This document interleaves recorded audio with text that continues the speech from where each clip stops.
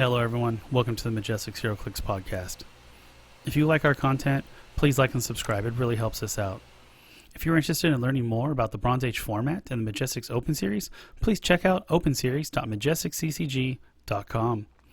Also, if you want to learn about Heroclix strategies, tactics, and lists from the game's top players, please visit majestixccg.com/apex-insiders. Lastly, if you're looking for Heroclix singles, please visit our eBay stores at stores.ebay.com/MajestixHeroclix and stores.ebay.com/ClicksCollective. All the links for everything I just talked about is below in the description. And again, my name is Jeff, and as always, my co-host, Patrick. Oh, we're back after a long 1 week off. Longest week of my life. Dude, was because I always tell you, been really, really busy.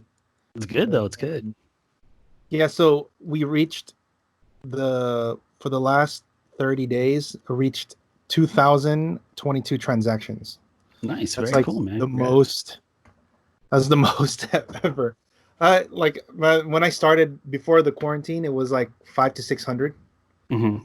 And then since it's just been going up, and it's like reaching, it's like consistently over the last 3 months, it's been like 1,900 to 2,000. Nice. So you've gotten a lot more content up, also, though I've noticed. Yeah, you've been adding a bunch more stuff.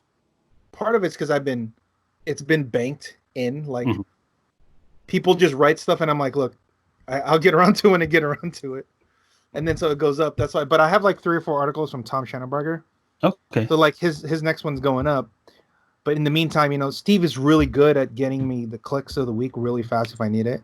Nice. It's and PJ, that's why we have a lot of writers, so that there's always content every couple days, so we have it up.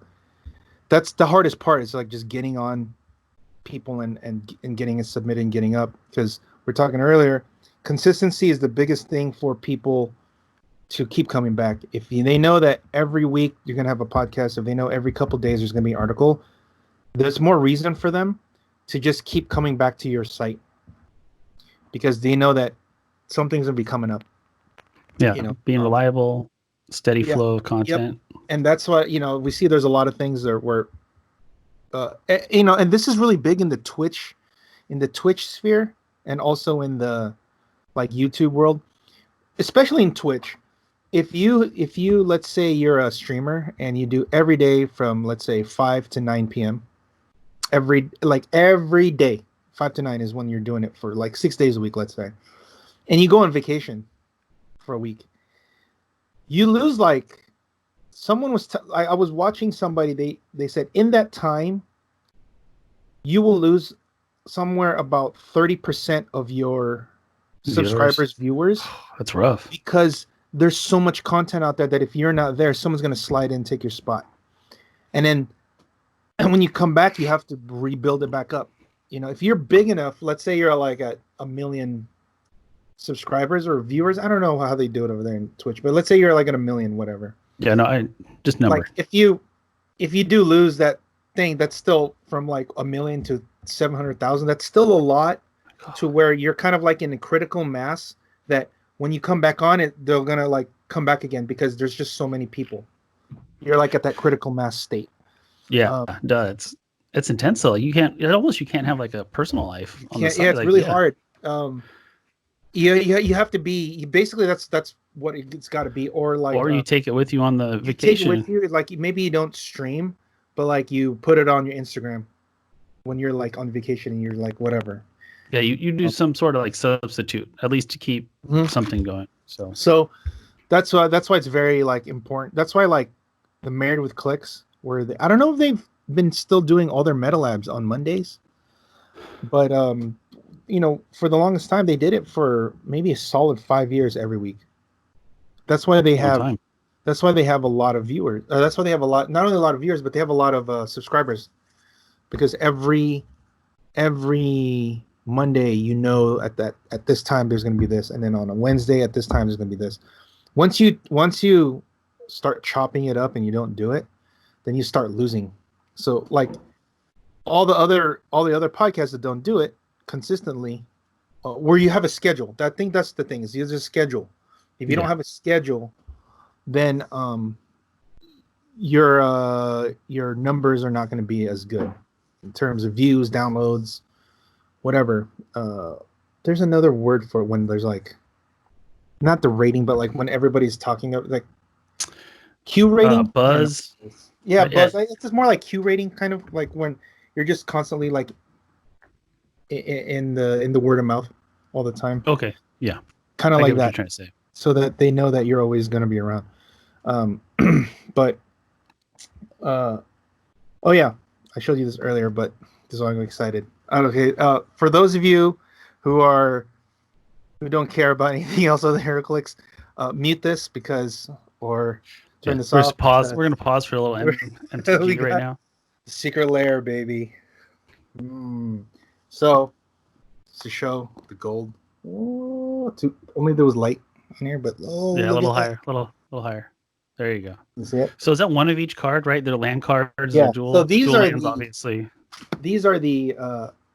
This is the Secret Lair Ultimate Edition. It's the enemy fetch lands. So in Magic, they have allied pairs and enemy pairs for colors, and this is the enemy colors. So these are very expensive if they were original print runs because they didn't reprint them, and so they're like, and I don't think they've reprinted them since. And then they said, oh, but there's such staples in the older formats that like people just need them, and that's what's making the price go higher and higher and higher. So, Wizards decided we're gonna get into the singles market and just make 5 of these, and the stores can buy them, but only certain stores can buy it. Only DCI level stores can buy it, and then they each get only 4. Except for some of the very large ones get like up to 12. Yeah. If you're a DCI sanctioned store, you get 4, and then you sell it for whatever. So how Wizards does it, they don't have suggested retail price anymore. They just go with market price now. So these were I don't know what their cost was to buy at the stores, but these pre-sell anywhere from $250 to like $350.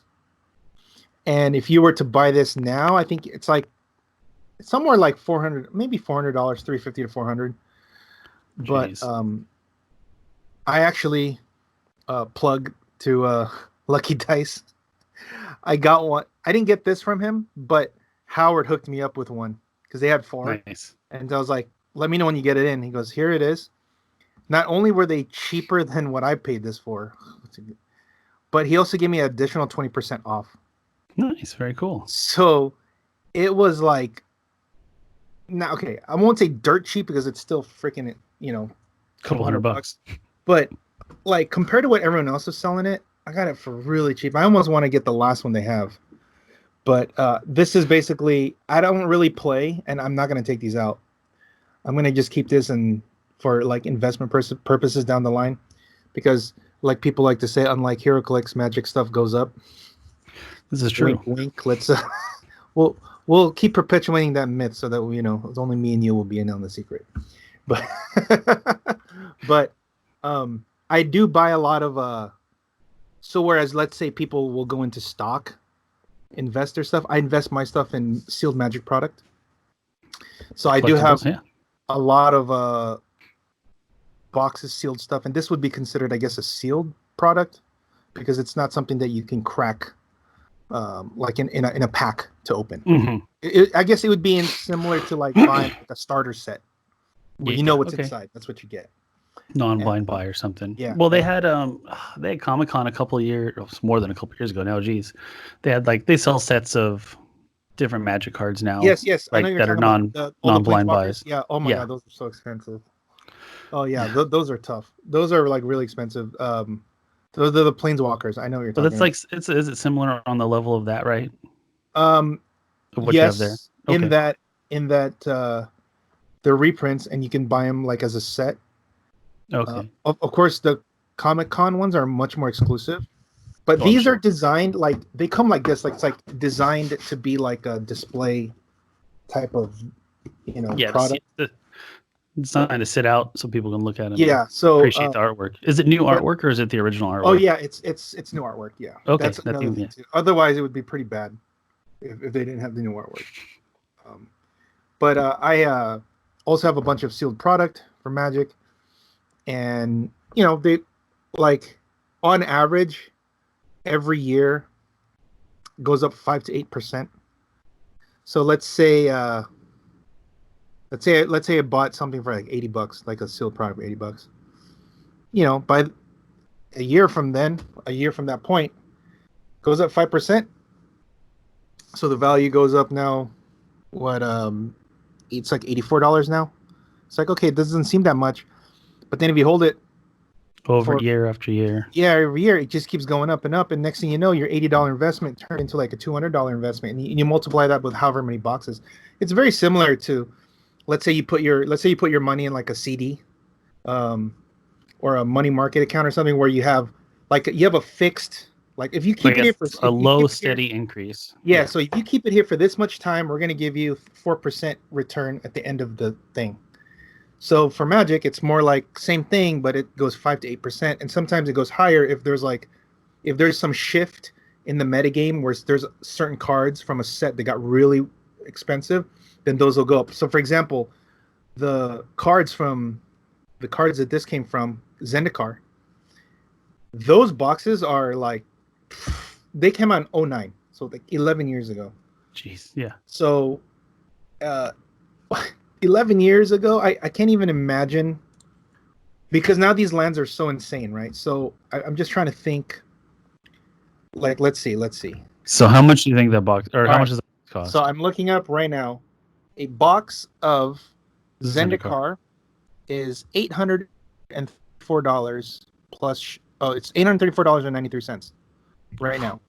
So, I mean, 1,000% investment. You paid. Let's say you started this investment 11 years ago, and you paid $80 a booster, and you bought like a case. Let's say you got a deal for $80. Let's say it's like $80 for back then. It's like $80. And what is that? I can't even do the math. What is it? Times, was it 1,000%? Times 10, right? Yeah. So it's more than 1,000% over the course of 11 years. That's pretty good. Start off with $80 sitting there, and and then but then you multiply that by however many boxes you bought of that, or let's say you bought another. Let's say the next one is like, I think another one. Okay, from that same block. Let's see, World Wake. Oh yeah, because Jace is in this. All right, let's see, World Wake boxes. World Wake boxes, $800 for a World Wake box. Because remember, they came in blocks, so they had 3. Yeah. And then the other one is Rise of the Eldrazi, and that is $900. Okay, so if you bought a box of each of those and you spent $240 on those 3 boxes over the course of 1 year, or the course of 9 months, you are now at $2,500. Oh my god. Yeah, it's more than $2,500. Yeah, that's crazy. Considering that this is like it's a piece of paper that's really thin. But it's you wouldn't like think that, oh, there's like some value in that. You know what I mean? It's like, because it's not a stock, it's not a bond, it's not. Well, Magic is really good about promoting their older formats and their older cards, and recycling a lot of the figures. And they are at their critical mass in the game when it comes to their players, so that's why it's going to keep going. So that's why I invest. If there was like that for Heroclix, I would do it too. But when it comes, what's weird about Heroclix is the sealed product isn't worth shit, but the singles market. Okay, so exit Magic. So you guys can come back here now. Heroclix is opposite. The singles actually are worth more than things sealed. Usually it's opposite, because in other games something is worth more sealed than you opening it, because the expected value is probably not going to be the same. Like the chances of you opening something worth $4 or more from your one pack that you're buying is low. But in Heroclix, it's not, because if you're paying, let's say you're paying $12 a booster, and on average, 4 out of the 10 boosters are going to be what, prime super rares or higher, right? Yeah. You're getting like from, I guess you say on average, 4 out of the 10 times you're going to get a minimum of like a $12 one figure, $12 minimum. Because if you look at most of the super rares right now in Justice League, they're like all $10 to $12 right now. Yeah, and a lot of them average.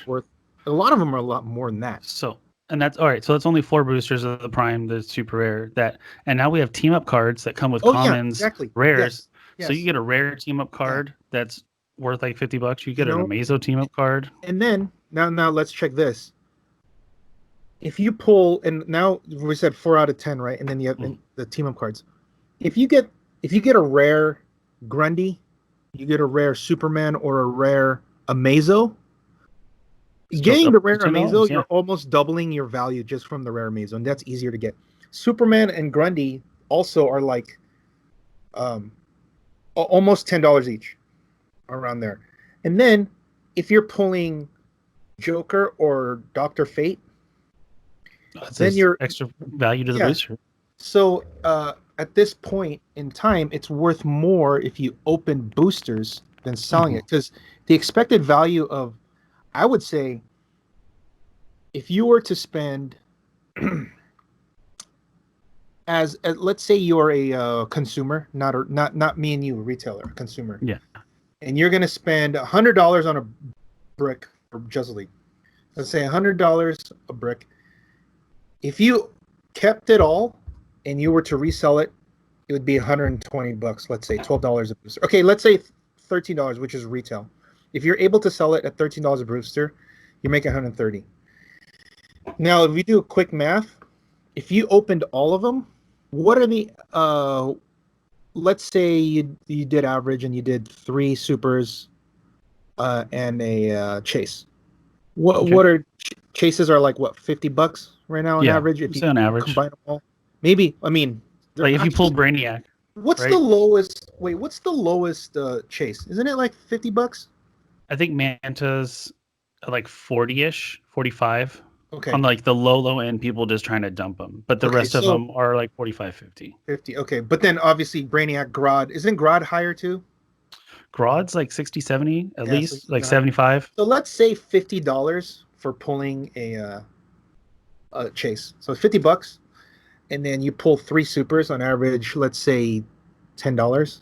Yeah, that's 80. And then you get 10 rares, right? And each of those rares, let's say, is average $3, because there's actually, it's even more than that. But let's say like low end is 3, right? Let's 3, because if you're getting Amazo, I mean, he's like $25. So that's another $30, right? So what are we at? 50 plus. So we're at 120 already. I believe so. Yeah. Yeah, 120 just from the rares. Now we get 3 team up cards. They vary, but what's on average? Yeah. You get 4, right? Yeah, I think it's 4. Okay, you get 4. What are they? $5 minimum? Yeah, I haven't seen anyone sell anything cheaper than 5. Let's go super conservative. Let's say $5, because if you get like was it the Black Canary one that's a lot, or which is the one that's a lot other than the Amazos? It's the Hawk Girl that gives Mystics. It's the Martian Manhunter that has Titans and takes 1, and then the Martian Manhunter JLU or JSA one. Isn't there one where it just has like there's a bunch of them together? I thought there was one where it's like the episode. Yeah, those are the episode. That's the one. Yeah, those are like the 10, 11 numbers, like the higher ones. Okay, so let's say $5 each. So it's another 20. So yeah, and the episode ones are at least like 10. Yeah, so we're at 140. And then you have the uncommons, commons, meaning you're looking at the Joker, you're looking at Superman, and you're looking at Fate. Let's say you pull at least one of each. You might even pull 2, but let's say you pull 1.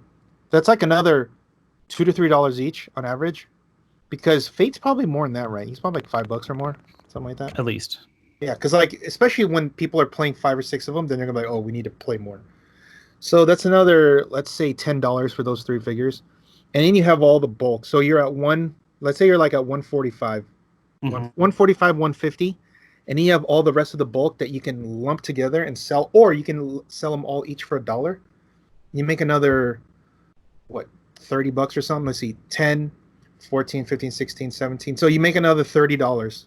A Yeah. minimum, because some of them are more. So let's say another 30. So you're like at one. Let's even be conservative. You're at 170. The super conservative numbers, you're at 170. That's you cracking your brick at $100 and turning it into 170.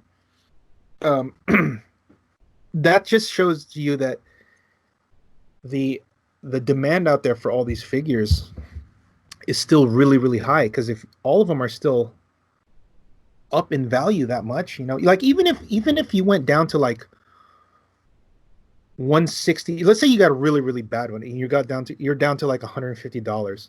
Your $100 You're still investment making money. turns to 150. So that's like in Magic that doesn't happen, or in other games it doesn't happen. It's like There's a lot you of 10-cent cards. Yeah, yes, and some are garbage. So like you pay like 80, because unlike Magic, Heroclix, every single piece sells. Mm-hmm. There isn't one piece that will not sell in a set. Because everyone's gonna want it. Everyone's gonna want them. Whereas in Magic, there are cards that people don't care about, because if anything, people will just give them away, because people throw them away, like the commons, they just throw them away, so you just get them for free. But the expected value, let's say you're paying $85 for a box in Magic, 85 to 90. The expected value usually is around the same or less. It's like it would be 80 to 85 to 90. Okay. And that's a good set. If that's like a good expected value, it's like, oh, it's really good. Like, oh, expected value is $90, and I paid 90. Oh, that's like a really good expected value. I'm like, no, that's not, because that's it's like net neutral. Of course, in Heroclix too, there's just less supply. I think there's just more demand, in my opinion, than the supply, because they only make so many boosters, right? They don't. Heroclix doesn't go back to the printing well and go again. Not as far as I know. I've never heard of them making a second print. Everything's always a first print run, like in because Heroclix. it's much harder to do a second. Well, because if they did, they'd go back and fix all the fuck ups. Yep. And then Magic, they do multiple print runs. So yeah. And they reprint cards all the time. Reprints. And that's the other thing I keep saying, why Heroclix in the long run will maintain value or increase, because there's no reprints. Because they don't reprint, you need to get that one piece from that one set, because that's the only version that they made. Like, I'll give you a perfect example. Detective Chimp. Has there been another Detective Chimp? No. I sold a bunch of them. But Detective Chimp, he's just like a random uncommon from DC-75. But I sell him all the time for $2. He's just like a throwaway piece that people didn't even think about back in the day. But for me, as someone who deals in the singles, Detective Chimp is like something I look for. Damn, I just gave away a secret. So if you guys have Detective Chimps, please send him a cat. Or just things that are like unique. Like, okay, here's another one. So there, you know how Stripe is in the new set, right? Stripe. Mm-hmm. Okay. You know the only other figure that they made of Stripe was in, No. DC Origin. I was gonna say it's like tiny base, right? Original. Yes. Is that carded? Even older, pre-carded. Okay, I was gonna say pre-carded. Okay. Ooh. I had, and that's like, it's an Origin set, so there's just a lot of them, because people were chase hunting back then. So I had maybe 4 or 5 of the Stripes, and I just had them for like $3 in my uniques, in the pre-carded uniques, just like whatever. If someone buys, it's like $3 already, it's pretty good for a super rare old. But then Stargirl show came out, and Stripe is a big part of that show. Okay. In fact, you should look it up. Stripe is pretty badass of how they made him look. He looks like Iron Giant. Like, if you look up it's pretty cool how they do it too. He's not like Iron Man. None of that bullshit. Like it just works like this. He actually has to like, you know how he maneuvers his stuff. It's like a shuttle. When it takes off, it takes time for it to like the thrusters. No, I haven't seen it yet. Fly. Yeah, look up Stripe from Stargirl. What's that? Huh? No, originally. What's that was he in originally? Origin. I'm not seeing it. Was it with the dots in between? It's like OR it's like 06. Ah, there it is. Got it. No. Oh yeah. His old sculpt looks cool. Well, that's how he looks in the show. Okay. Right? That was next on my list. So now because of that, I'm all out of Stripe. Sculpt swap. That's the one thing that other thing about this game over Magic or other games is when there's like some kind of pop culture thing coming out, some either a show or a movie or anything, it always especially the guys when the guys come in here and they when they're packing and they look like was like, man, we're moving a lot of this, and I'm like, oh, because they just announced whatever. But right, one of the ones that I've been selling a lot of is the Earth X Morbius. They're just like out of them. I sold like 30 of them or something. Oh, because they announced the movie. Because and when they showed that, it's like, and that's the Morbius that he looks more like that Morbius than any of the other Morbiuses that they've made in Heroclix. Okay. Like, because the other ones look more like how he looked in the 70s. This one looks a little bit more modern, which is what the Earth X looks like. Okay. So, yeah, that's the thing is, even if they kind of use the same sculpt, it still kind of represents a different version of that hero. And so that's another thing, right? So if you want to get all the Morbiuses, since they don't reprint, you have to go get the Morbius from Secret Invasion. You got to get the Morbius from Amazing Spider-Man, or you got to get the Morbius from Earth X. Those are your options, right? This is, I always say, because it's the only version of it and somebody wants it. Been a couple weeks since you guys last heard from us. There is a lot of Fantastic Four previews. All right, let's do it. So let me share the screen. We got right meow. I think I put them all up, right? All of them.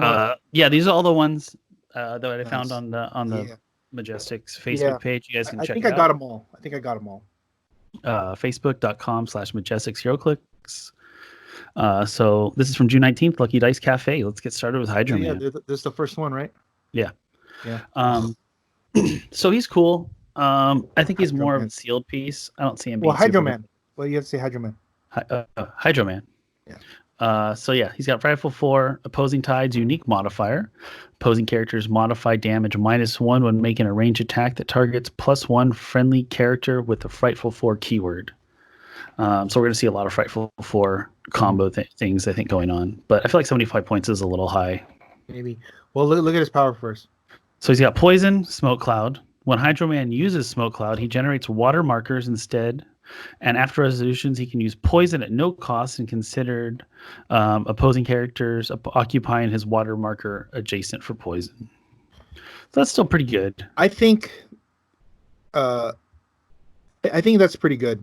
75 points is a little high, but that effect where you can smoke Poison after, that's really, really good, especially if you're able to pump his range. Okay, Bronze Age implications. This is why it would be good against Colossals. God, you know what's weird? You know how Chase used to say, "Oh, it's good if you just put a hammer. If you just put a hammer on it."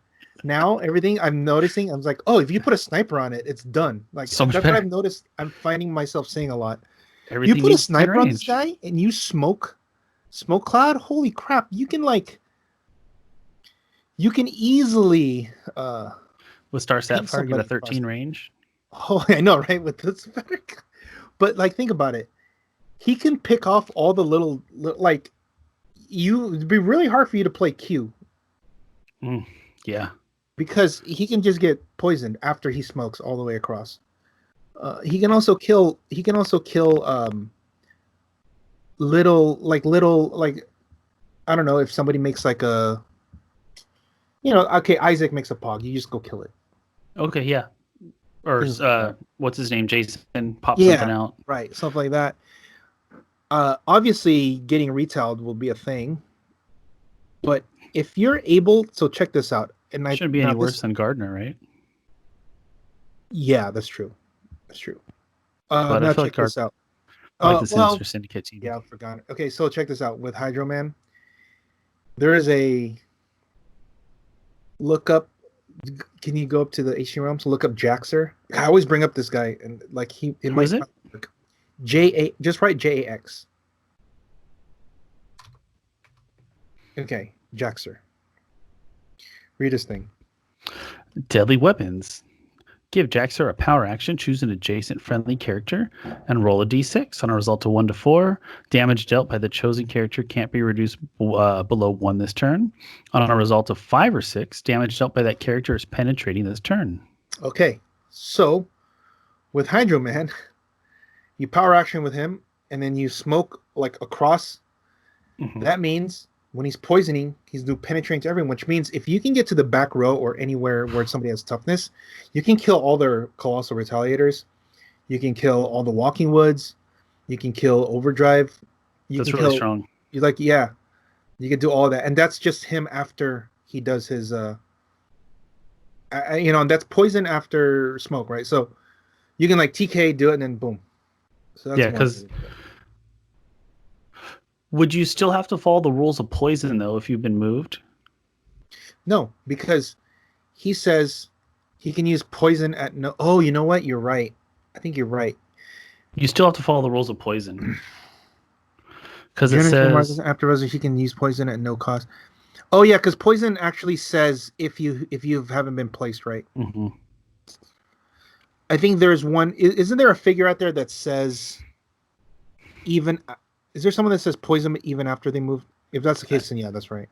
I feel like there is, but no, it says specifically on poison, like you can't have been moved or placed or carried. No, but there is a guy out there that says, yeah, okay, I think it's Human Torch. It's an exception to the rule. I think it's Human Torch. Look up Human Torch. Okay. I think he's the one I'm thinking of.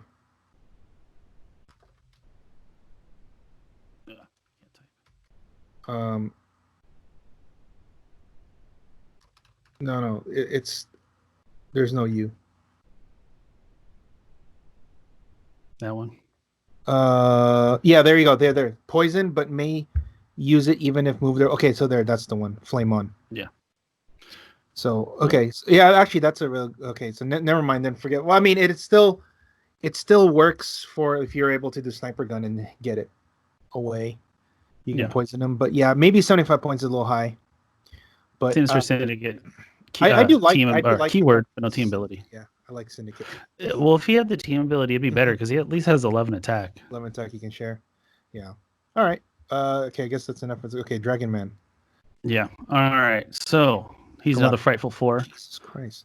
Dude, that's one hell of a sculpt, though, right? Things gonna be heavy. Friendly characters with a Frightful 4 keyword have free. If this character is adjacent to a printed square of blocking terrain, generate a light object. Situationally useful, I suppose. Easy with like TK and stuff, right? Or if you want to charge. Yeah. If you're able to do that, yeah. Energy explosion, psychic penetrating blast, super strength. He has a defense power, recharge the batteries, and vulnerability. Free, heal Dragon Man equal to the number of adjacent squares of printed blocking terrain, then destroy that terrain. So that's the last 3 clicks he has. They're not stop clicks, so you could just blow right through them. But he's pretty beefy though. Dude, he's got some nasty numbers up top. Like, yeah, he's gonna come in and do some work. I mean, I think probably he's still going to be a sealed guy. Yeah, right. You want the charge exploit or the running shot? Yeah, and the defensive power is great, right? Because it has it destroys all the printed, but that means you got hit. Yeah, exactly. And you don't want to get hit. Kind of like you want to be able to use like these cool powers right away, like in the like high middle. Because if you're like I said, if you're that low, you're kind of in trouble. Yeah, that's true. Yeah, he's 75 points again. 120 or 75. 175, yeah. Yeah, I mean, obviously in sealed, you'd probably look at him at more. Yeah, because you have the I invincible mean, up top. yeah, I think but even in sealed, man, what if they don't have any printed blocking around you? Then your defense is just not that good. Yeah, well, it depends what maps come out with the set too. Yeah, but even if you don't have, like, let's say you don't win map and they just put you on, Something open, right? or something that's kind of like, okay, if they do. I mean, right now the only two maps right now are like the Dooms. Is it Doom's Castle? That has a good amount of blocking. Yeah, that has a good one, and so does It has the a pillar. so does the. What's the other side of that? No, I'm talking. No, for the. You're thinking the Cosmic Clash. This would be the OP set map, right? Oh, Because the you don't OP, get to you're use right. those starter maps in a I sealed mean, you event, don't. right? I mean, you don't have Yeah. to, but yeah, you. I mean, some places do, but like, okay, for example, if you're gonna play this at like a WizKids Open, you can use whatever map. Oh yeah, for sure. So that's what I'm talking about. Okay, good call. Because you could still play those. Yeah, the opportunity is there, but again, Yeah. like situation, like you have to be in position next to the printed Yeah, block. I don't like the situational things like that, because if it's not there, then it's almost useless. Because then not useless, but you're paying points for something you're not using. So if you're on, what's an open map that they're on right now? Okay, what if you're on not Latveria, Wakanda, the one from Earth X? There aren't that many blocking on there, right? It's like water, elevated. There's a couple scenery. crosses in the middle and on the corners. Yeah, but but like you're gonna be in Weird World outdoor would be pretty open. There's not a lot of blocking okay, there. yeah. See, there's that. That's what I mean, though. Like you're Pleasant even Hill. if Actually, even if Pleasant no, but Hill. even if There's they do, there's like 4 pieces. yeah, that's what I mean. But even if they do, and if they're in abundant enough where whichever area you go, you can have those. It's not gonna work. It's you know what that reminds me of is like when you play. Let's say you have 3 objects you're gonna put on the map.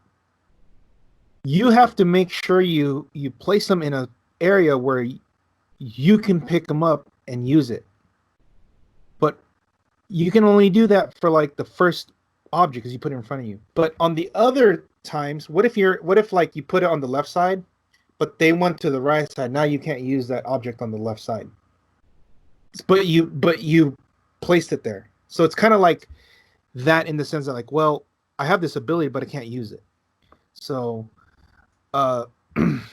that's why I don't like these kind of situational things like this. I think if it was he heals one, an additional one for each adjacent one, Yeah, then that'd be that's good. a little bit better because at least you heal one. You're getting something out of it. At least you get something. But if you get actually, it's like okay. Here's a perfect example. There's a reason why people don't play King Shark. Oh, with the water, yeah. Because what if you're not on water? He's just like overcosted because you're paying points for an ability that you're not using. So you're not. Why am I going to use it? So I think that's kind of like what I think What he that's might kind be. of like, yeah. With the defense, yeah, okay. No, I completely agree. Good analogy there. All right. Oh, this guy. All right, he's the one I like. Just not because he's just because he's a Venom, but there's more to it. All right, so Agent Venom. Flash Tons Thompson. of tons of keywords. Circle 4. If Agent Venom has been moved or placed this turn, modify attack and damage +1. That's very helpful, actually. Yeah. So they have the calm, the help, similar to the Spider-Verse and the Yep. Venomverse. But it's him. But it's him. So yeah, after resolutions, roll d6, and then on a 3 through 6, you can place Agent Venom. He has plasticity, shape change, and the Venomist. So this is why I like him so much. So adjacent friendly characters can use shape change. Yeah. He's got wild card with the new Scroll Team ability, wild carding that, giving everyone. +1. Yeah, I think you could definitely build something around that. Yeah, I'm not sure what, but I feel like the potential. All you got to do is look for some soldiers in the scroll, which is not that hard because there's a bunch. But even if you don't, He's got shield. Yeah, but there are how many that are that are wild scroll, card. right? You'd have to look at some generic scroll guys. Yeah. But real quick, you know that when he's Flash Thompson, he doesn't have legs. The Venom suit is what gives him his legs. Okay. If I recall correctly, God, I hope I'm not wrong. So is he in a wheelchair or is he just? Yeah, he was in the military and he lost his legs in the military. Okay, if I remember this right, he was in the military and he lost his legs, and then he somehow got the symbiote, but he became like their special ops agent, and that's why he's like this, because they gave him the Venom suit. Okay, that makes sense. Yeah, because I hope so. Man, maybe I'm like way wrong, and I just like, what are you talking about? I'm trying to think who took over the toxin suit. Was it Eddie or him? I'm just gonna look it up right now so I don't feel stupid. Yeah, good thing we have the internet. Thompson, Venom. I just want to see. Flash Thompson, Venom. How did he become Venom? After losing both of his legs in the war. Yes, I feel smart. He turns into the superhero Agent Venom after being bound to the Venom symbiote, which he controls via drugs. Eventually, during argument with him and Eddie regarding the Venom, he is the new host of the Anti-Venom. Okay, cool. All right. Okay, cool. Now I feel smart. Like I didn't lose my comic card there, because I haven't really read any. There you go. So that finishes our preview from Lucky Dice. We'll scroll up. This one's on Twitter. I already opened the link. Doombot. So these guys are pretty cool. Bunch of cannon fodder for the Latveria. The real Doom, or for all the characters with this power, when a friendly character with Latveria or ruler keyword would be targeted by an opponent's attack or use of Outwit or Perplex. You may roll a d6, 4 through 6. The opponent chooses an untargeted Doombot to become the target instead. The new target must be legal, and you don't choose a power for Outwit until after the new target is chosen. These guys are going to be annoying. Did they errata him to have ruler keyword? Or is it... No, I mean, is it just for Doom? Because he's a Doombot, right? So he's not actual ruler. Okay, yeah. Even I guess if you break theme, it still works, right? You could still... I mean, he's Latveria, right? So you can just play Latveria team. With Doom.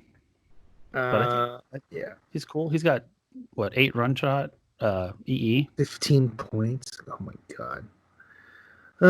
Here we go. The opponent chooses an untargeted. Yeah. So basically, if you try to do anything with Doom, you're just gonna attack the Doombot. Half the time, dude. So that's crazy. So then you're like, do I want to risk outwitting him? Because if he rolls a 4, 5, 6 and I do nothing, I attack the Doombot instead. That sucks. Yeah, just out with the Doombot instead. He's like, let me just attack Doom. That's one way to stop. That's one way for Doom to get protected from Outwit, right? Without actually having protected Outwit. I think that's really cool. That's really cool for them to design it where, because the lazy way is to just give them Power Cosmic, give a protected Outwit, and you're like, okay, all right, whatever. But then now this gives it a little bit. It's like a shield. Yeah, so it's a different take on protected Outwit, but it would also be cheaper because there's a chance you don't get it. Yeah, no, I like the so it's a combination of Mastermind. So like they could have given him Mastermind, protected Outwit, and he'd be like unkillable because you just Mastermind everyone. But this way it gives you a shot. Yeah. It makes it more fair, and it brings dice into the dice rolling game. Just a quick little aside here, just fun fact. When we were designing Faust, the lazy Sebastian Faust, the lazy way we did it was we gave him Perplex Prob. We didn't know what to do with that special damage power. Like Perplex Prob. Like, well, that, but they were like, dude, that's so lazy. And that's like, yeah, that's cool, but like he's just Scarlet Witch now. Like, yeah. So then I said, or we can have him roll 3 dice and he picks 2 of them. I said that'll be a different way to represent mystical powers. And then without even a thing, like Scott D'Agostino, who was the guy who was the head designer at the time, he goes, done. That's in. Like, we love it. Because it was a different way of doing perplex prob, or representing that power. Because like I was saying, the lazy power would be just give him perplex prob. Yeah. Like, yeah, that's cool, but we want to make it a little bit different. And also because of that, we're able to shave off some points. Because perplex prob is going to be more than that. Okay. Yeah. That would have put him over. Yeah, that would have put him over 100 points for sure. I remember I told him specifically. I said, "Look, we want to keep him 90 points or less. Like we just don't want. We don't want to be 100, dude." Nice, very cool. Look at that. I like those. I like those behind the scenes stories, like you can share because like you've been in like the development process, so that's really cool. All right, let's see. All right. So now we got Big Boy Doom. Here we go, Big Boy Doom. Dude, there's like 4 Dooms in this set. 4, a lot of things in this set. Yeah, that's true. All right, so Dr. Doom, why do all your robots look like you again? So, pay 5 points for this. When placing characters during game setup, place Dr. Doom on this card and generate 2 of the Doombots we just looked at. Okay. This game, when a friendly Doombot is KO'd, you may immediately place Dr. Doom from the card into that square. You must do so if no other friendly character Doombots are on the map. When Doom is on this card, the Doombots can use leadership. Dude, his Doom is so gross. Oh my god, his Doom is so gross. So before I read the trait, I just want to say he has 9 run shot with a 12 pulse wave and a 6 range. Leave that there to think about. Oh, you know what though?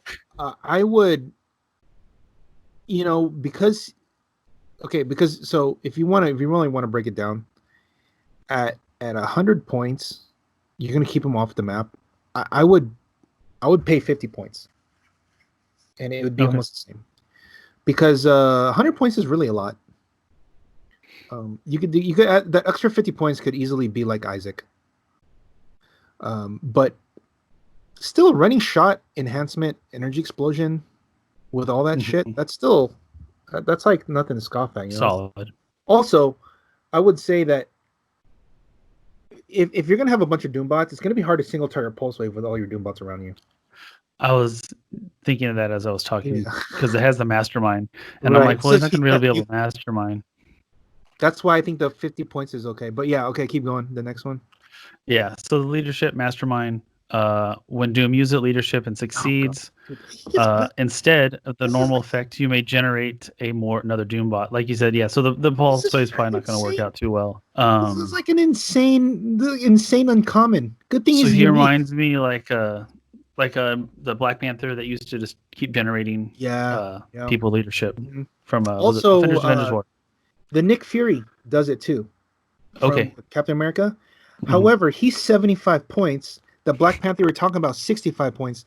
This guy's 50, and he starts the game with 2 already. Yeah, jeez.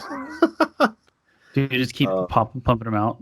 Oh my god! I think this Doom is really. Oh my god! And he's only. That's the thing, right? He's 50 points, and it'd be really annoying because those Doombots, like let's say you have a couple of them on the board still. Mm-hmm. His enhancement's gonna pump their damage up to 4. Ugh. Yeah, and I feel like you could somewhat combo this similar to the Sentinel team that you had. And just start generating things and just sending them out. Yeah, you're gonna give up points, but they have one shot, right? Yes, yeah, they do. You know what? If there was a way you can spam more, because the reason why my Sentinel team worked was because I had get a lot out. I had 4 leadership guys, or I had 3 leadership guys.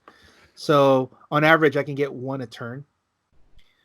This one, unless there's more versions of him to being able to, because he's unique, so it's gonna be harder. But it'd be cool if you could just like keep spamming these 15. Because you do get the reroll for the map bonus, right? With him. Yeah. So that's somewhat helpful. Yeah. So it's actually really good. Something to maybe think about potential there. All right, the wizard for the map. Hold on, for the map bonus, do you get the +1 also when you get it, or is it only in the constellation? I thought it was a plus. Is it a +1 on the reroll? Go look on the thing. Yeah, it should be this one, right? Yeah. Reign of Terror. Yeah. At the beginning of the game, she's a friendly. If that character is named Dr. Doom, increase the leadership roll by 1. Okay, yeah. Once per turn, when that character rolls leadership, you may re-roll the result. Succeed, yeah. If their name is Dr. Doom, it's +1. Okay, so it gets a little better than 50-50. Dude, this Reign of Terror is really good with him then. Oh my god, yeah. that's really good because then you get to roll. Basically, you get 2 chances, and the second time is a 4, 5, or 6. Oh my god. Yeah, he's gonna be. I think this Doom's gonna be like pretty nuts, dude. Like if Sentinel spam was really good, I think the Doombot spam is gonna be good. Yeah. All right. We got the Wizard. Looks like to be a rare. He has from the new Frightful 4 at the beginning of your. All right. So this guy's got a tricky it's trait. That whole thing, yeah. Basically, it keeps your theme. It basically makes you keep your team, but you can put a whole nother team on the board without being theme on the side. But then they're all going to be theme for the map rolls. So perfect. Yeah. So like they all have to be the same theme, and they have to exchange You have to exchange the same number of points from the total characters you're exchanging. So it's like basically sideboarding. Would that be a good analogy? But right? So basically it's like this. So let's say the Wizard has okay, you may replace up to 4. Okay, so let's say you're playing a scientist theme and it's a +4. Mm-hmm. You can change those 4 scientists out for like 4 guys that don't have any keywords that match. But when you rolled for map roll, you got +4 on your map roll. Does that make sense? Yeah, no, it said all replacement and replace characters must have Frightful 4 keyword and different names. So you have to use the Frightful 4 keyword. All replacement and replacement must have okay, so the sideline also has to be Frightful 4 too, I believe. Okay, so I guess if all the replacement must be the Okay, I thought that was wrong. I thought it was I thought you just like maybe that's what I was looking at. I don't know. There might be someone else that does something similar, but so basically what I was thinking is you have your team and you're like, oh, this figure doesn't match up well against this, and you just swap it out for something else. I think that's what they were going for. If there's enough Frightful 4. I think there's gonna be a lot. We've already read but like there's enough for you to be able to have that kind of options. Yeah, because if like let's say there's 8 guys only or 6, then you're like fuck. Yeah. You probably need at least 10, a minimum 10, to have enough options. Yeah. To Swiss Army knife yourself into. Yeah, they probably better will. situations. Or maybe you know what, you do it over time, like maybe a few years from now when they have a lot more Frightful 4. So then in bronze, they'll just get better. Because Frightful 4 is a new keyword. No, it's an older keyword, right? That's old. Yeah. So. Yeah, definitely in bronze. This guy might have some potential. Yeah, for sure. I mean, he's got good damage power already.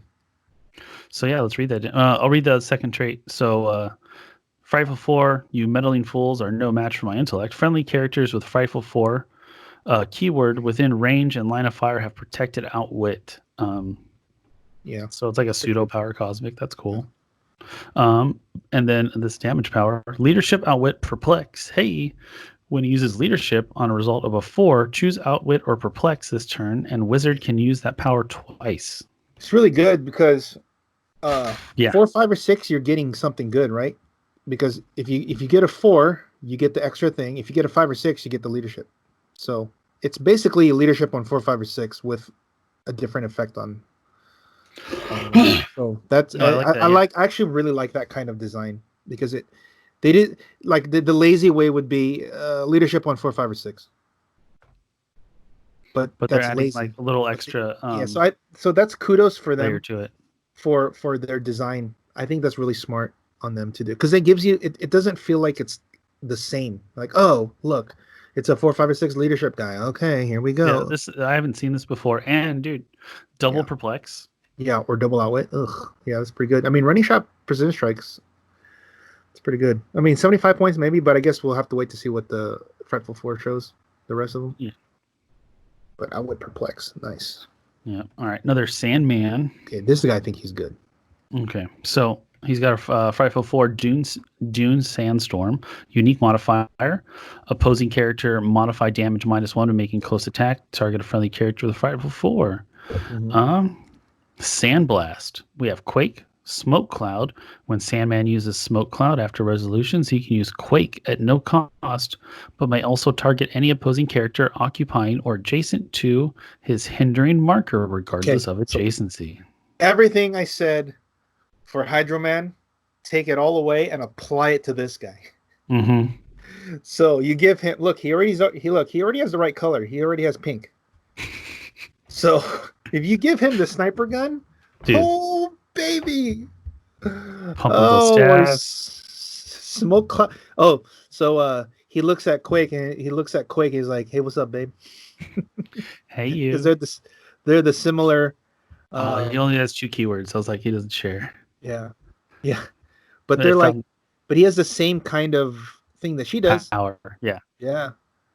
Smoke cloud, that's actually really good because smoke cloud also means they're in hindering. So what, -1 to attack, but also if they don't have improved movement, they just sorry. Yeah. So another 75-point Fireful 4 guy. He's got Minions of Doom. So cool. Yeah. So 75 seems to be the number for these guys, though. For these guys, yeah. You know why? Because there's 4 of them, so you want 75, 75. Yeah. Got you. And okay, here we go. Scroll General. This guy. Baby. All right. So invasion plans from the Skrull Empire. When a friendly character uses shape change and succeeds, the attacker can't choose a new target with the Skrull keyword. I'm playing Chameleon in every fucking team in Bronze. So nobody can use shape change. God damn it. No, good. Finally, he's going to be good. Because this is a really... And oh my god, this is dumb. If you play a Skrull theme team, it's done, right? Because not only do they get... Like, isn't there... I know there's a Skrull guy that gives Skrull guys +1 to their shape change. Yeah, there is. And then... Just from himself and down the team ability.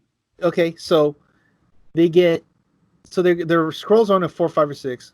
Now that means if they roll it, they can't target anyone? Mm-mm. Oh my god, you're either playing Pulse Wave or Battle Fury, and that's it. Pack your Battle Fury. That's it. And leadership, oh my god, and then they have the Underworld keyword? Okay, let's make them even better. So just carry everybody.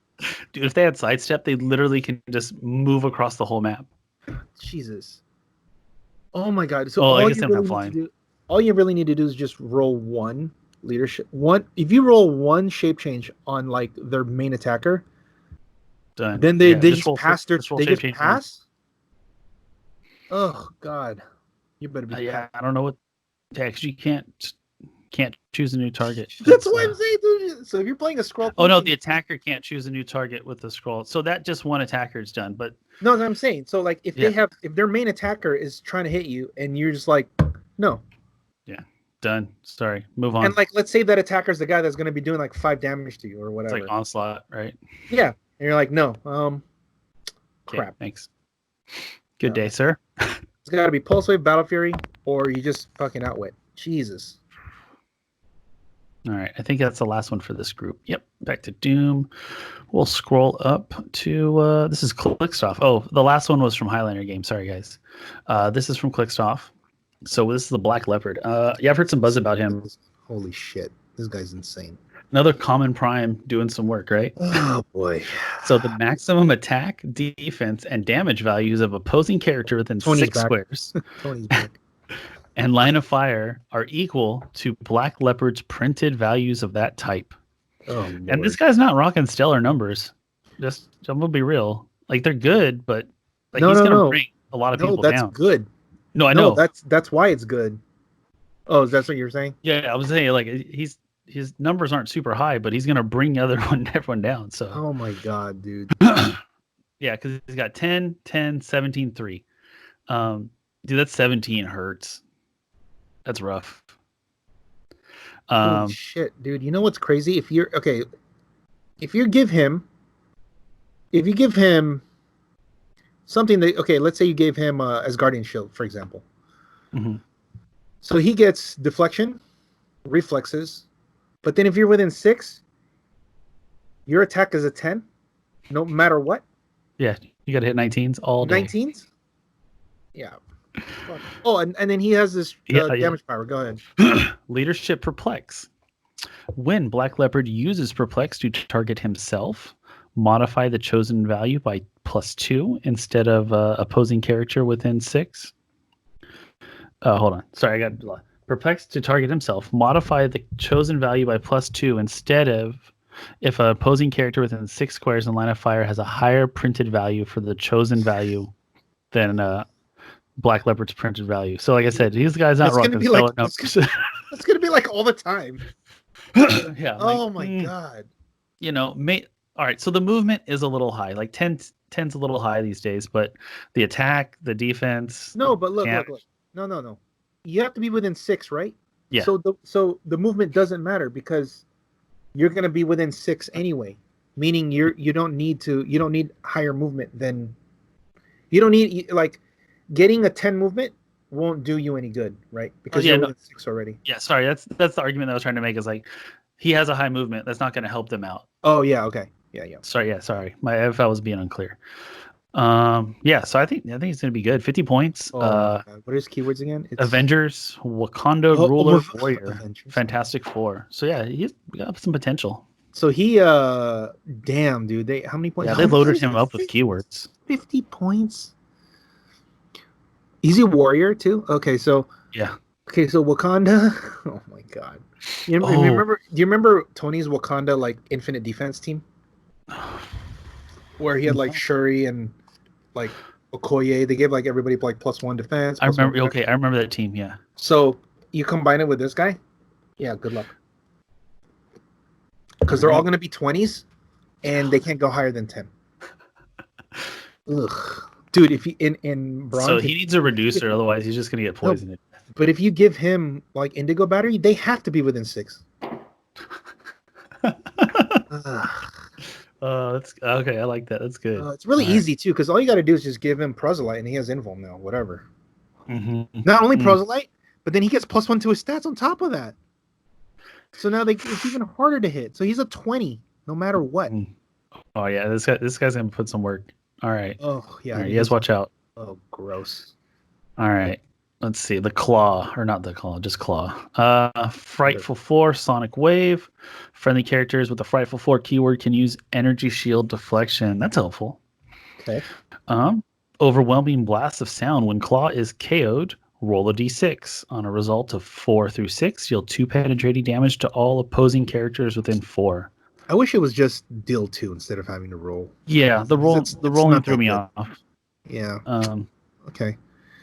He's got barrier invuln. Barrier invuln, and he can use when he uses barrier, he may count, range, and draw a line of fire from squares of a friendly character with the Frightful 4 keyword. So you can barrier from like across the anywhere, yeah. Somebody, yeah. Okay. Yeah. 75, obviously that's a little high. Yeah, like the barriers again situationally useful if you happen to be. Yeah, but he doesn't have enough movement. Like he doesn't have a movement attack either. Yeah, phasing. Because he has like if this must be like the sound version of him. Yeah. So his 75 points. Obviously, I think he's too high. Pulse wave in the middle to the back is like okay, but at 2 damage, it's not really that strong. Yeah. Okay. Moving on. Oh, Mr. Franklin Von Doom. This guy too. You don't see too many printed 13 attacks. Jesus. All right. So my thoughts and desires come to fruition. Free. Choose one. If 5 or less of Franklin Von Doom's generated terrain markers are on the map, generate a terrain marker. Hindering water or blocking are your choices. In an adjacent square, or remove all terrain markers except debris from a square within range and line of fire. That's really good. Like he can take off. He can stop barrier teams, right? Remove all terrain markers. Yep. Yeah. So he can, and it's free. It is a free action. Yes. So yeah, you can easily he can just run up there and then do it. Yeah. And then so he's got incap TK stop click. Oh god. So stop. He becomes power cosmic, a colossal, and he has impervious. My man is rocking a 20 defense with that special power, a 13 psych pen, and a 7 sidestep. Also on the front 3 clicks, he has probability control and outwit but only when Franklin Von Doom occupies one of his terrain markers. So again, one of those Okay, situational things. So no, that's easy. Well, no, he has Because to place it adjacent, right? Free no, choose one if. in an adjacent square. Okay. So he doesn't have sidestep to get into that square. No, but he can just free and then Phase. move. Yeah, just phase into it. Yeah, I think that's fine. Man, if you're unhindering, then he's like a 21 defense from range. Yeah, I think that's fine. That's and also like I think he's going to see a lot of play. Like you want him to be in the front because you want him to get hit. Yeah, because you want to get to that 20. I can't imagine like. So he's got the Battle World Other keyword from back with all the other the ones that would give the +2. Remember? Yep. Like Sheriff Strange has +2 perplex for Battle World Other, even though ID cards are not a thing anymore. He still has +2 perplex for 50 points and stop click with RCE. This guy's gonna be. Oh my god! Oh my goodness! 1320. So I am glad that they brought back the Battle World Other keywords and stuff like that. Yeah. Otherwise, like Strange would have just been poop. Well, I'm glad that they they're able to do the Fantastic Four because the entire whole Battle World storyline was a Fantastic Four story. Yeah. So with the Maker and all them. Yeah. I'm surprised. Well, we haven't seen it yet, but do you know if Molecule Man is in this set? I haven't seen him. He's the source of Doom's power, by the way. Yeah. Hidden underneath the castle. Yeah, that was a good read. That was actually one of the runs. Yeah, that was good, right? Yeah. So he has 2 stop clicks, and with the 20 defense. So check it out. If he kills, so like let's say he's on the last click and he kills somebody, he heals one because of the Doom Team ability. Yeah. And then you got to hit him again, and then he kills someone and he heals. Oh god. 9 range and he's a colossal. Yeah, he's gonna be beating the shit out of people. Damn. Yeah. Oh, dude. Wait. Want to save yourself some trouble and give up. Wait a minute. Is this him controlling Galactus? Do you remember he has a pet Galactus that he controls? Yes. He probably does turn into Galactus then. Like that's his. So like he's probably his regular self, and then Galactus takes over. Like 20 defense, right? That would make sense. I feel like because he has like almost like a pet Galactus. It's like the Iron Giant thing. Yeah, I remember. He's just chilling in the castle. Yeah, it's just like there. Here's my toy Galactus, and then like he actually when they fight, he controls it. Yeah, he's defending the castle against all the invaders and stuff. 13, yeah. 20. Dude, he's gonna see some play and he's gonna put in some work. Do they have Thing? Have they shown Thing yet from the other world where he's the actual wall? I don't know how they would depict him. That's why I want to know because remember he's the actual like. Dude, wall. You know what they should have done? I don't know. I haven't seen it yet, but they should have done the generic zombies and they should have done generic Ultrons because that was so fun in that part of the storyline. Oh yeah, like, beneath the wall. Yeah, where did you read that one where Elsa Bloodstone? Yeah, that was one of my favorite storylines. Yeah, like where she went behind and it was good. Yeah, that's the one, man. Dude, if you know what this opens up for them, if they want to do it later on, they can revisit the set again and then have actual Ultrons, zombies, Elsa Bloodstone, the Shield, the like Thing, the there are so many good like all the like the books. Even whatever A-Force now that like they kind of what you call it, the Captain Britain guys. Okay. Yeah. You know, like those and the Sinister, like all that shit. Apocalypse. Yeah, there was so much to touch on in there. There were so many. So they can. They can easily, they can.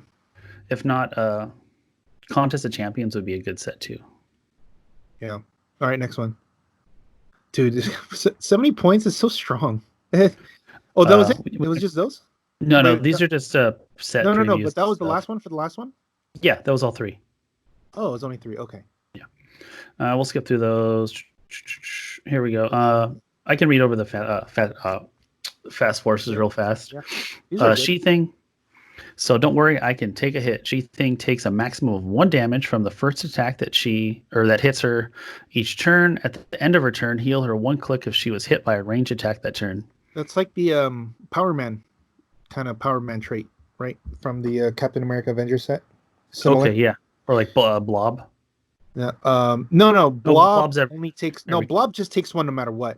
Yeah. No matter how many times. But Power Man says if he takes a maximum of 1 damage from the first attack that hits. Okay. So basically, if the first attack hits Power Man, then he only takes 1. So it's kind of her, but she has a secondary ability which heals her if it was range. So this is an actual little bonus. Yeah. Let's see. She's second as a damage power. Had enough of it yet?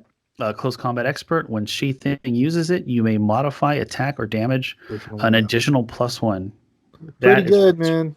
I don't think we see the dial, but an extra +1 to CCE. I'm sure it'll be here. Okay. Let's see. Here's Ghostwriter. Mm-hmm. When Ghostwriter hits with a close attack until your next turn, other friendly characters with the Fantastic Four keyword, can use exploit weakness. Okay. Passenger 1, but only to carry a character with the Fantastic Four keyword. Once per turn, when Ghostwriter is carried and placed adjacent to 2+ opposing characters, after resolutions, he may make a close attack. That's beautiful. And he has Pen Blast. Yeah, mystical. And he can do an additional +1. Now, so Danny Ketch is my Ghostwriter. Okay. Like, that's what I grew up, because I started reading in the 90s, like early 90s. Like 1990, 1991. And that's when Ghostwriter #1 came out, where it was Danny Ketch. I had no idea there was a previous one, which was Johnny Blaze. I had no idea, because there was like a gap between when Johnny Blaze was last Ghostwriter and then Danny Ketch, because like Johnny Blaze was just Johnny Blaze, so I was like, okay, it's just Johnny Blaze. I don't know. And then in the 90s, boom, to Ghost, because this was during that period in the 90s, early to mid 90s, where they started changing everybody. Like, so for me, Danny Ketch is my Ghostwriter, right? Some people it's Angelo Reyes, and now it's the Chick or Johnny Blaze. And then like my Flash is Wally West. That's why I'm always going to be Wally West, because that was who was Justice League's Flash. When the Grant Morrison run, Howard Porter, it was Wally West. He was the guy. And my Green Lantern is Kyle Rayner. So Ryan Reynolds, they bastardized Hal Jordan in the Green Lantern movie, because his character is actually Kyle Rayner's personality. Ryan Reynolds should have been cast as Kyle Rayner as Green Lantern, because that's totally how Kyle Rayner is in the comics. It's Ryan Reynolds. He's a former comic book artist, so that tells you right away. Yeah. In the comic, and Kyle Rayner was just, the whole thing where Hal Jordan became crazy and he'd be turned into Parallax, and they defined that because the Green Lantern Corps was like dead, so they just like it chose Kyle Rayner, and then he became Kyle Rayner, Green Lantern. So and I started reading then, and that was also when, and the thing that made him really cool was that he had all of the imaginations of a comic book writer. So it wasn't always a giant mitt, a baseball bat, a giant fist. It was more creative. It was like there's like he puts you on the train tracks and the train's coming hitting you. He puts you in an electric chair and he electrocutes you. Oh my god. He charges in with he's like on a just like mechanical horse with a lance, and he's charging in and he's hitting you, things like that, because he's a comic book artist. Yeah. So his imagination's like, it's crazy. It's pretty cool. So it was nice to see all that. And when you see that in the movie, it's like, well, it's kind of him. But yeah. Anyway, it's that, and then like there's a whole bunch of, and also in the Justice League, the JLA, it was Wally West and Kyle Rayner. They were like the two young ones, and they were there's the older guys in there, like the Trinity and Martian Manhunter and Aquaman. They're like all the elder statesmen, and then those are the two like young kids, and they were like the comic relief. Okay. Always doing. So one of the coolest things was the funniest. I thought it was really cool when they fought like Asmodel. Kyle Rayner made this like giant hamster wheel, and he had Wally West run, as fast as he can, and the faster he runs, the more like bats or angels or demons, whatever, would come out from the hamster wheel and fight all the angels. Oh my god! What? So he was powering it with him running, and he was just holding it, and then it would come out. It was really cool. That was like the kind of like the cool little teamwork that I liked seeing them do. But anyway, that was like a big digression. Nice. But that's why I wanted to mention Danny Ketch, because they haven't really had Danny Ketch since, I want to say, Incredible Hulk. Oof, that was a long time ago. Yeah, and that's the new SR Fantastic one, right? Four. What's that? Was that the SR one? Yes, where he's like this, twist, spinning the chain. Yeah. But the new Fantastic Four is a comic. That's when I started reading Fantastic Four. Because I went back like, oh, what's all this? It's issue 348, 349, 350, or it was 347, 348 for the 340, and one of those. But the Fantastic Four is missing, and so they needed to make a new team, and it was the new Fantastic Four. It was Ghostwriter, Gray Hulk, which was at the time was Joe Fixit. So he came in as he had like a button down shirt with a tie and like pants, slacks, right? As Spider-Man and Wolverine, and this was Wolverine when he wasn't really with the X-Men. He was just like in his he had like a leather jacket and like boots and pants, like he wasn't in his costume. So, and then Ghost Rider, and then they like rescued them, and they became like the new Fantastic Four. So that was a really huge comic because everybody thought like, oh my god, the new Fantastic Four. It was really cool. So nice, yeah. Anyway, yeah, that was like really my introduction to the Fantastic Four, was like these four guys. So that's why I see a new Fantastic Four. Nice, very cool. All right, let's see. The Black Panther. Okay, is he stupid too? He has the mantle of the Black Panther, stealth, shape change, but only if occupying, hindering, leadership, outwit. So he's not stupid. Okay, he's just he's great. We have Wolverine. Okay. This is X-23. Yep. She has blades, claws, fangs that has protected, outwit, snit, okay. And then a charge flurry. Okay, that's already good. Yeah, and then Hulk, strongest one there is. This is Bruce Banner Hulk. Super strength when Hulk makes a close object attack, modify damage, and additional +1 protected outwit. I want to know if he's over 100 points. I think all these have a low point value. So his leap, climb, free. Oh, that leaping smash is really good. Look at that. Roll a d6, move the result. Oh, nice. It's very helpful. So he can actually. Oh, and he has Underworld team ability. So he can carry. It makes sense. He's big Hulk, right? And you just pick people up and go. And last but not least, Mr. Spider-Man. Super senses on a 4 through 6. That is protected outwit. When Spider-Man hits with a ranged attack, hit target gains immobile until your next turn. That is perfect for Spider-Man. Yeah, that's nice. I'll just whip this guy up. Okay, and then they should have the dials. I like his costume too. There we are, dials. Oh, we're going to have to figure out who's who. That's She-Thing right there on the left. You could look at the cover too. It's She-Thing. So you could see that they gave him 2 damage. They gave her 2 damage because of the extra. Remember, she got an extra plus. Because if not, she'll be doing like 6. Just straight 6. 10 for 6 every time. Yeah, no, that's for 50 points now. Let's make it a little bit lower. But yeah, so that's respectable, right? 7, 10, 17, 2. So when you have the close combat expert with extra stuff, do you think she's worth it? So she could be what? She could be a +1, +2, or +2, +1, right? Basically. Yeah. 11 for 4 or 12 for 3. Yeah, okay, I'll take it. Depends where you try to hit. Yeah. And I definitely think 50-point line. I don't think the extra 25 is worth the 2 clicks. So the Ghost Rider, there's that one. There's Ghost Rider right there. Yep. 50 points, he can carry people, and he has the extra, like, so he would be played, I think, quite a bit, because when you carry him, he can make an attack, right?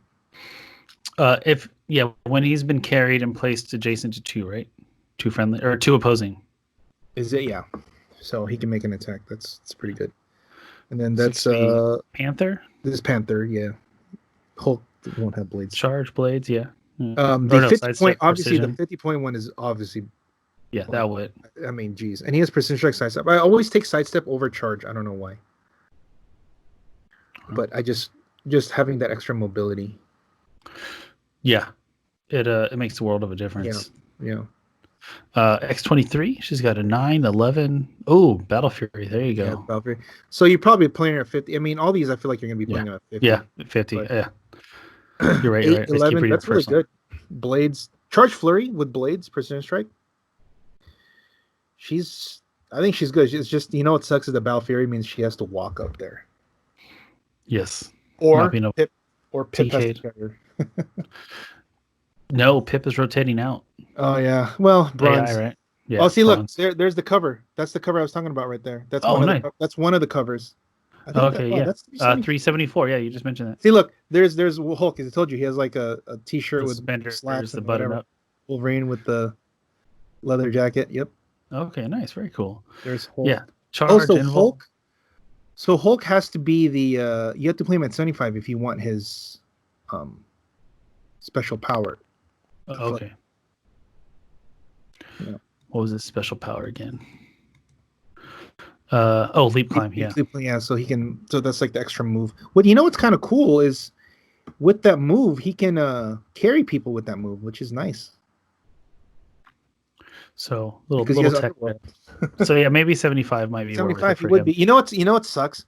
But if you play him at 75, he loses one attack. So that's so you lose one attack, but you get +1 defense and +1 attack or damage. And then you get the special move. The move, yeah.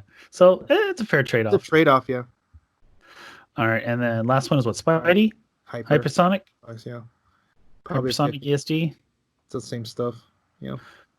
That's cool. All righty. I think that's it for there.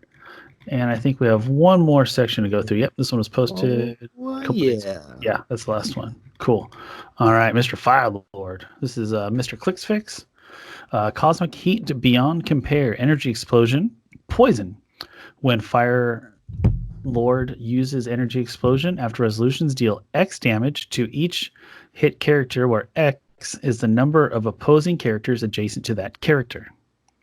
So that could do a lot of damage to. Yeah, it can. You know what though? You know what's weird about things like this is you should see that coming, so you just don't bunch your guys up. I would agree with you on that statement. So you just like. But look, sometimes I feel when people have a plan, they don't like to deter from that plan. Yeah, but what I'm saying is, if you see that, look, if you bunch your guys up, I'm gonna get you. All things being equal, you should just not put them together. Like that's not like if you're playing a defend shell, even then you have to split up because if they hit, then you're fucked. So if anything, this is an intelligence test. Because are you gonna die on that hill of the defend, or are you gonna split your guys up? This theoretically should never go off more than if one guy carried somebody. That's it. If it goes off for like a +4 or something, or a +3, where X is 3 or more, then you did something wrong, because that should, like, that power should basically tell you don't stay together. Don't stay together. That's it. Because it's such a powerful effect that why would you want to do that? It's like just flashing lights. Yeah, it's like, look, if you go there, you're gonna go there, we're gonna hit you. Okay, and we're gonna kill you. Also, you're like, okay, well, what if I need to be together because of Mastermind. Well, guess what? Mastermind doesn't work because they're all gonna get targeted. So Mastermind doesn't even work on that. Mm-hmm. So if anything, this might deter Doom a little bit. Because, dude, that would jack up all the Doombots. Yeah, unless it would kill them all in one go. Yeah, basically. Oh. And yeah, or the what do you call it? The Justice League teams with all the fates. This neutralizes those. Because they tend to a lot of stick them together. Won't be next to each other though, unless they're doing the enhancement trick, right? Yeah. Well, that's with the Batman. That's the trick. Or like the Atom teams or the Micron teams that swarm up. Yeah, but this guy's 150 points. That's but those teams though, he's 150. Like, they're gonna get to him before. just because they're gonna have like farther movement than this guy, just because of the 150. Mm-hmm. Now, there was when they previewed him on the WizKids Twitter a long time ago. I said I hope he had the stats of 10, 12, 18, 3, 8 with 8 range, because that was the stats of Experienced Firelord. Nice. And look how close it is. Oh, it is 10, right 12, on point. 18, 4. And it's 8 range too. The other one was 8 as well. Nice. And So 3 targets. I like that they did the homage to him. Yeah. But well, he's got power cosmic too. So he's somewhat protected. so he also, he's playable at 40. 40 the points. hypersonic. That's really cheap. Maybe not. Like he's still okay. He's playable. Probably not gonna be that much. But because 3 clicks is kind of low. Taxi. Yeah. Maybe 3 clicks is that is really low. Unless there's something that Galactus does with a Herald, then maybe you play him. Okay. Because he does have the keyword Herald, so who knows?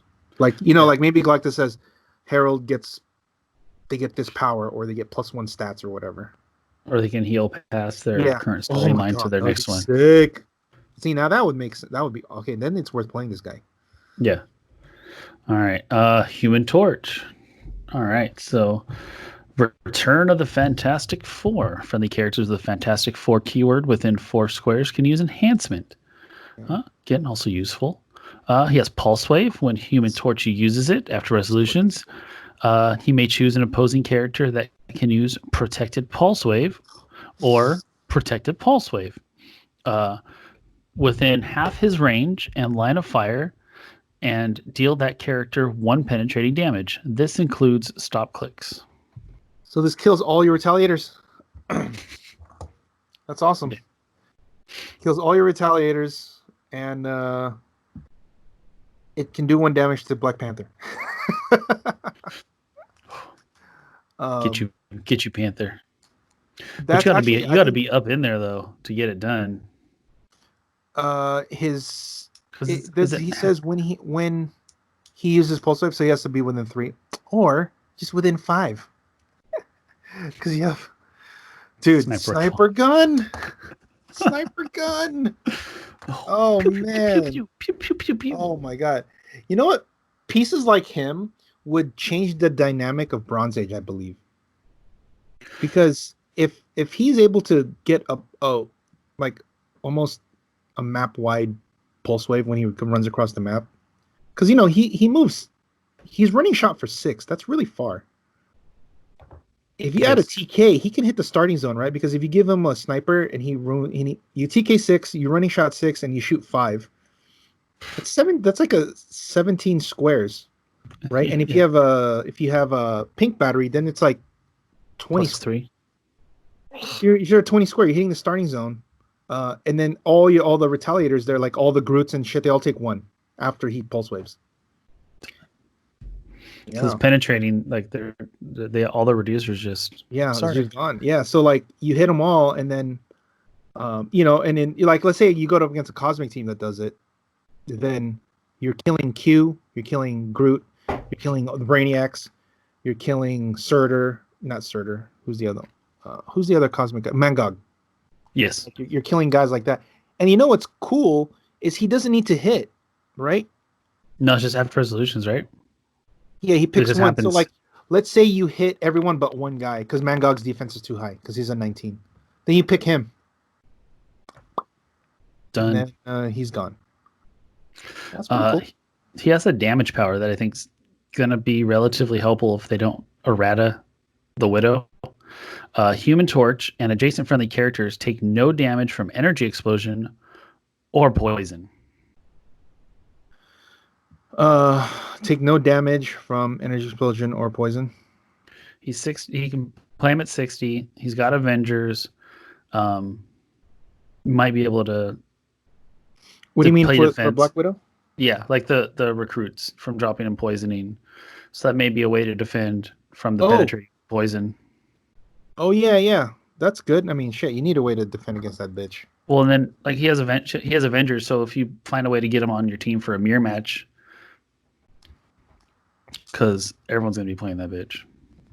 Well, I think you just I mean, he's pretty solid at 60, I think. Yeah.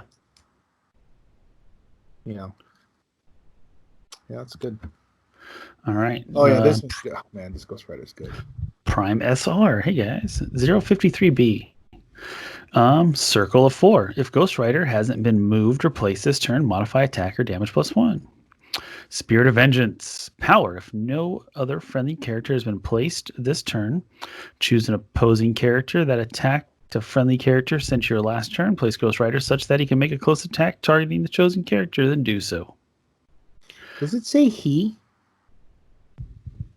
Sorry, it's super small. Oh, it does say it she. says she. Yeah. Okay. Yeah, sorry. It's small. Yeah, no, it does say she. My apologies. So yeah, poison. I want to put it past him. That's why. Poison, steal energy. He's got. If you play him at 100 points, he's got 2 stop clicks. If you play him at 40, he's only got 1. Or she. Dude, 140 points is oh my god, dude. Like I think either one's fine, but man, 40 points with this? Holy shit! You get it. You're getting a 40-point prob on a mystical, generic hypersonic. Like a generic theme team mystical. Like, I mean, obviously there's already a lot, but you're getting this. Oh my gosh! With Steel Energy Poison? What the fuck? That's really good. The 8 hypersonic's good for the repositioning. Dude, but 100? And it'll improve movement through elevated and hindering, so she can get around. Dude, but look, 100 points with double stop click with Mystics. Oh my god, this is going to be hard to fight. Because if 11, an 11 movement. Because if like she heals, then you got to hit again to the stop click. You take more Mystics. Yeah, because she has Steel Energy on her stop click. Oh my god. So yes, charge in, Steel Energy, get off the stop click. Hey guys. A lot of problem style. I feel like you're going to play it at... I feel like they're mostly going to play it at 40 because that's how a lot of things are right now. Low points. But if you want to kind of like really annoy them, 100 points is really hard. Because you know why I think there's a argument to be made to be playing at 100 is like you run it up and it gets hit for, like if they don't attack her, you're going to hyper and hit them. So they hit it to the stop click. Then you power action if they're too far, and you just port over there and punch. Yeah. And then you heal one now. Now you're above the stop click. They're gonna hit you back to the stop click now. And then you still they don't hit you, then you hit again, and then you go back to the top click.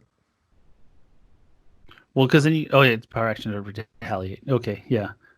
And you have invincible on your stop click, which is really good. So it's not like they're just gonna poison you out. Or you're like, I'll just poison you off of it. No. So this Ghostwriter. This is a prime worthy. 40 points. Yeah, this is a very strong figure. I like it. Yeah, good design there. I like the sculpt too. It's beautiful. You know what? I'm very biased because every time I see prob, I'm just like, oh, it must be good. It's top dial prob. I'm like, it must be good. Yeah. That just. So that was all our previews. Not to pay for it. Oh yeah, dude, she's good. So what? That's gonna be another like $100 piece or something. Probably. If Punish War Machine is that much, I feel like this Ghostwriter is gonna be up there. Because it's another unique character that they haven't really made before, right? Yeah. No, this version of her. The one that they made of her is not on the bike. Okay. It's the Connelly one. Remember that Connelly she was just standing? It's an old one. Okay. Yeah. Way back in the day. Similar to the other ones. Yeah, I know what you're talking about. So this is the first one that they made it with this, and that sculpt's probably badass too. Just looking at how it is, and oh lord. Okay. As long as her little arm thing doesn't come broken off, we'll be okay. Oh, okay. So that, you know what? That's what's going to make her. Because that's the only thing I'm worried about right here.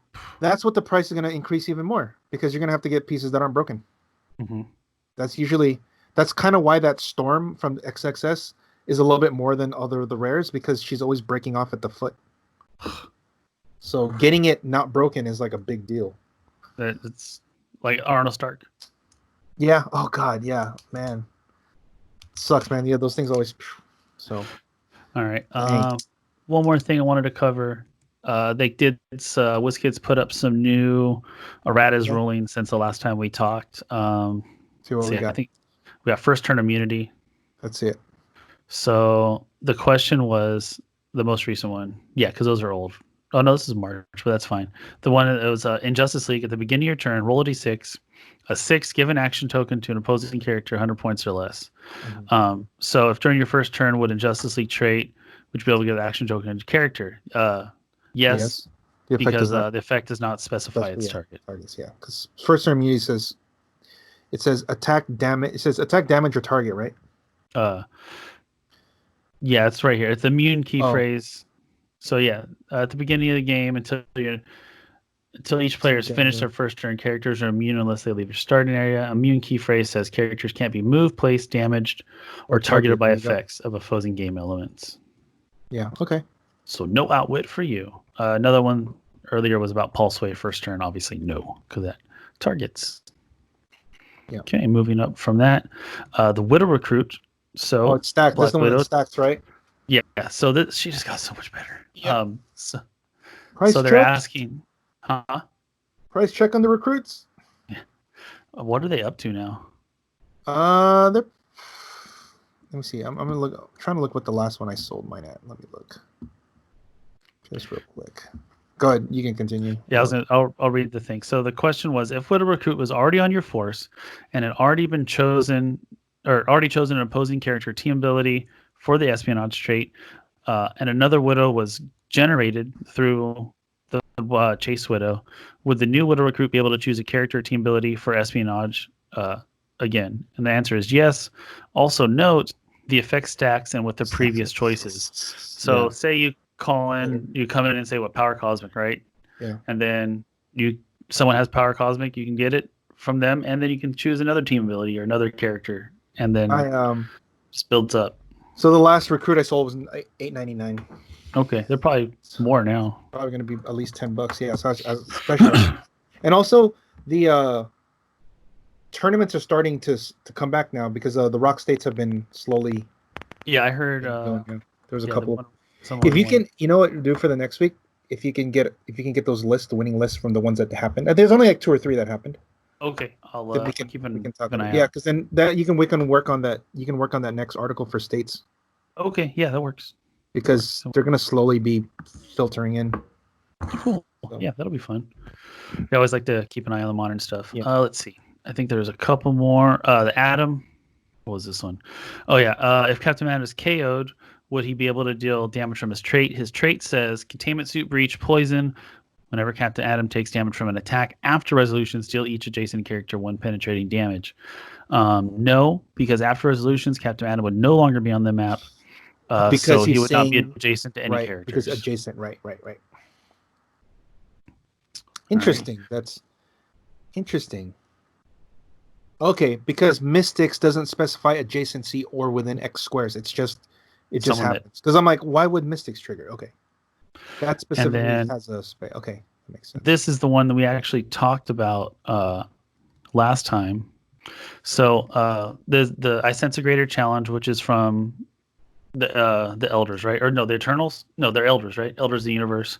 So, with the extra game. No, what was the extra game elements? That's what it was. Yeah, so with the extra game elements. So the question was, would team-ups count? Would team-up cards count as additional game elements for this trait? And the answer is yes. Replacement cards are additional game elements. So it works for JLU and Wolverine. Regenesis? Yeah, because it says replace. Regenesis, right? Yeah. Okay, then they're the same. Because it didn't say Regenesis. It didn't say specific traits, but it do says say replacement cards are additional elements, and it says replace, 101. Right? Yeah. Okay. Yeah, because you know why it's weird because those came attached, so as opposed to separate. Save some money. Yeah.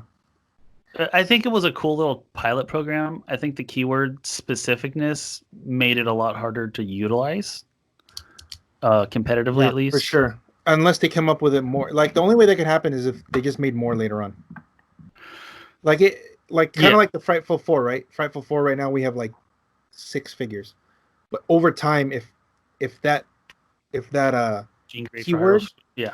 grows. So like if the Utopia and the Jean Grey grows to like instead of 10, it's like 15 or 20, then there's a little bit more that you can do. Yeah. But like in casual games and just fun games are still good fun pieces to play. Yeah. So that was the last one.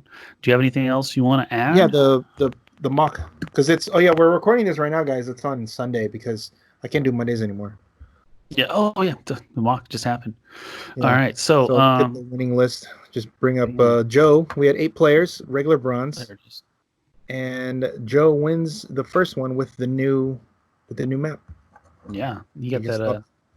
So his team was Micron, Adam, Jason Wingard, Tri-Sentinel, Groot, Carnage, Duke Thomas. He had 3 IDs: Beast, Iceman, and Kate Pride. What was his? Red Battery. Red Battery. He had the Red Lantern, Decoy, Mallet, and Bulldozer. A couple of vanilla objects. Avengers. Yep. And then was he using? Who was he carrying up? Like, who was he doing to carry up his guys? Or is he just moving up or something? Because Adam and Micron have to be following somebody, right? So what I saw him do in the last game was Tri-Sentinel moved up carrying Jason. Okay. And then the Adam followed, and I believe Micron followed. And then and then Jason makes a pog. Jason makes a pog to and carry. And then that pog moves. Mm-hmm. And then Micron and Adam follow. Yep, you got it. And then, so yeah, he's got reach. Daisy chain. So it's the Alpha Strike. It's the long-winded Alpha Strike. But yeah, no, he got there. He did his work. Yeah, it was a very efficient team. He's got a lot of answers to different things. Yeah. Dang, so he can go full map reach, huh?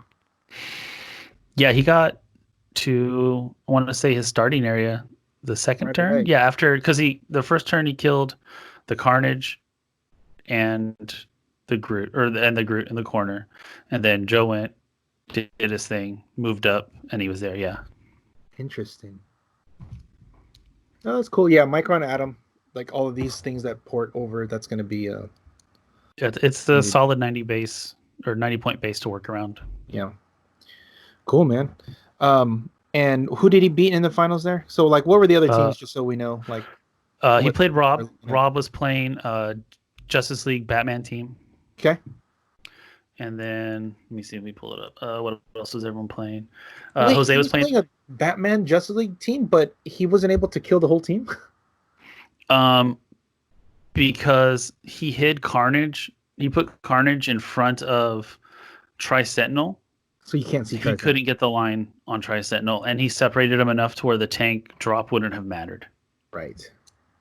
Because otherwise he would just tank dropping him. Because he had he was playing utility belt with Batman, and he got him up to the +2 click. Mm-hmm. So he was rocking some numbers.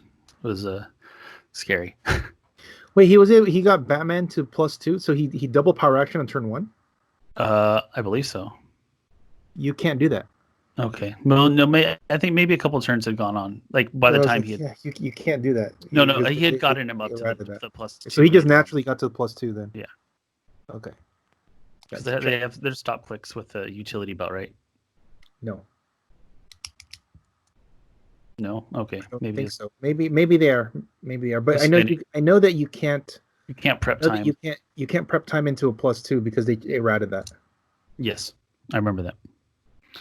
Jose was playing as Astronomers, and then Paul was playing the Quinjet. Like Avengers Quinjet? 1 second. It was... Yes, because it had Steve on it, and it had Black Widow. Okay. Where is it? Bronze. There we go. Sorry. Getting lost in the file. Matthew Esbrook was playing Shriek monsters. He had Captain Venom, some other monster stuff. Craig Landers was playing the Invincible Iron Man, the Absorbing Man, LE. Okay. And then Robert Sedani was playing Yellow Panther. Oh, nice. And then Shane was playing Green Avengers. Avengers. Okay. Yeah, that should be it. Cool. That was good spread of teams. Okay, so we'll. Oh, I also got to jump in and play round 1 because Matt showed up late. That was fun. Oh, so you beat Rob because he can't Batman you. Yeah. I can't Batman you. And then he's moved some. Then he started to move up because he knew he had to get closer. And then I shot 4 things. You're like, bam. And then I'm like, all right, I heal up. I'm +2 stats. I'm like, he's like, well, you take 2 mystics. I'm like, okay, that's fine. Then next turn, I hypersonic around with Green Arrow, and then I click up 1 more, and I go to Invincible, and he's like, mystics. I'm like, no mystics. Oh, dang. And I was like, I got it. Yeah. It was. And then we ran out of time, dude. If I was up on Onslaught points. Green Arrow, if like that's the ultimate anti-Batman. Oh yeah. Like, not only is Onslaught hard enough because you can't see him, but then Green Arrow is even worse because you just can't even hit anyone. Well, and he's good because I can hide everyone behind him because they're behind the scenes. Oh god. So yeah, it was a fun game. Yeah, it was good to get out and stretch my legs a little bit. So we'll let's do this. We'll start on the Thursdays again. Okay. This week, since we're not doing the qualifier, yeah. For those who don't know, we have to postpone it. We're not prepared because we want to do the FAQ with all the questions. And number 2, critical clicks and the Edition Up event is in July. Okay. So let's push it to August.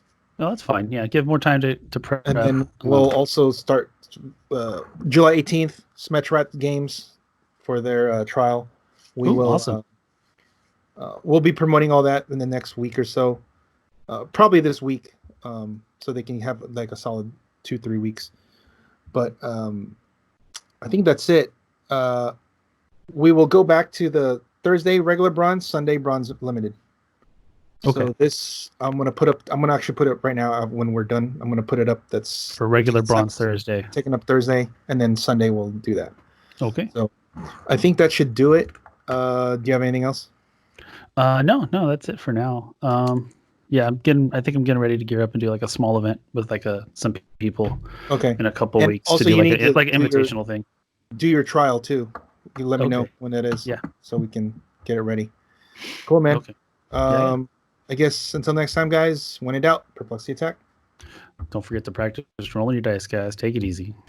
Shake it, Cali.